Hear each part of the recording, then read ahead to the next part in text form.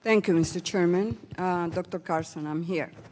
I'm the only member who is a Puerto Rican American citizen who sits in this committee. So since I don't have President Trump in front of me, I just would like for you to let him know how shameful all the tweets that he put out this morning, how offended and insulted I am as an American citizen. And I would like to suggest that the president get some history lessons regarding the Puerto Rican relationship with the United States. In 1898, American troops invaded Puerto Rico. American troops took over Puerto Rico. In 1917, so Puerto Ricans didn't invite the United States Armed Forces. It was invaded. So with that invasion comes responsibility. In 1917, American citizenship was imposed on Puerto Ricans, timely so that they could join the armed forces and fight in World War I. So those tweets are unpresidential. The most basic fundamental responsibility of the President of the United States, the President of the most powerful country in the world, is to show up and make and provide the assistance and the relief that American citizens need. They don't need this type of insult. And by the way, why is it that he doesn't put the same tweets when it comes to Texas or Florida?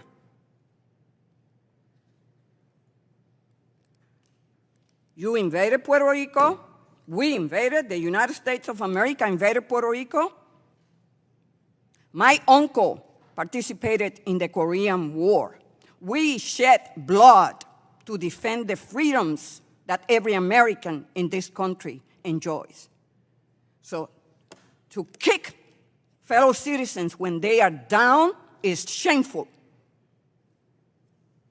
You said that you're providing assistance for those who lost their homes in Puerto Rico.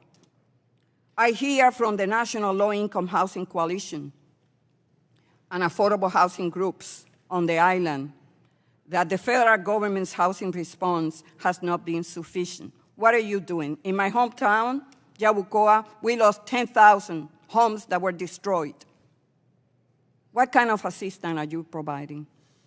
Well, thank you for asking that question. And, I do sympathize greatly with the people who've lost so much. There's 114,000 single-family homes that are FHA-backed, and that many of them have sustained significant damage. Our people are on the ground, including one of our associate senior assistant secretaries, Nelson Burgon, who is a Puerto Rican and has been extraordinarily helpful to me. He's moved over there. We so have what kind of dozens assistance are you providing for those who lost their homes? Dozens of others who've gone over there. And what we are providing are insurance for those who've lost their homes through Section 203H, 203K for rehabilitation of homes. Dr. Carson, are you working with some housing groups on the ground? And I will be going to Puerto Rico myself next week. That's great, but that doesn't provide the assistance that they need today. People are dying. I'm very... And it's the raining season in Puerto Rico. I understand that FEMA promised to bring parts for roof that were lost. It's the raining season. People are dying today. FEMA is the first responder there. They're gathering information. We're working with them in that process for the long-term recovery. Dr. Carson, when you were nominated by the president, I said, what does he know about housing? But then, you know, you're a doctor and you said that you're going to take care of those who are suffering from health issues in public housing. I see a disconnect between your confirmation hearings and your commitment to address the issue of asthma, respiratory illnesses in public housing, and cutting $2 billion out of the capital and operating funds for housing. The time Do you of the believe that? gentlelady has expired.